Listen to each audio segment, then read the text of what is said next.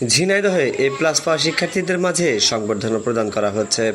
এ উপলক্ষে আজ শনিবার বিকেলে ঝিনাইদহ শহরের কুটুম কমিউনিটি সেন্টারে এ আয়োজন করে ঝিনাইদহ শিবিরের পৌর শাখা। সে সময় ঝিনাইদহের বিভিন্ন প্রতিষ্ঠানের 250 জন GPA 5 পাওয়া শিক্ষার্থীদের সংবর্ধনা হিসেবে ক্রেস্ট প্রদান করা হয়।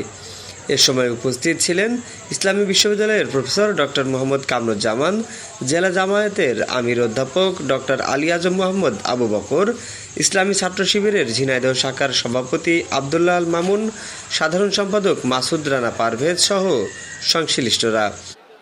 সে সময় উপস্থিত শিক্ষার্থীদেরকে নানা দিক নির্দেশনামূলক বক্তব্য দেন আগত বক্তারা। শিক্ষার্থীদের উদ্দেশ্যে বলেন, আমাদের সমাজের গুরুত্বপূর্ণ ভূমিকা রাখার জন্য তোমাদের মতো কৃতি শিক্ষার্থীদের সংবর্ধনা প্রদান আগামীর জন্য একটি দৃষ্টান্ত হয়ে থাকবে। আগামীর বাংলাদেশ বিনির্মাণে তোমাদের যেন ভূমিকা থাকে, এ প্রত্যাশা সমাজের।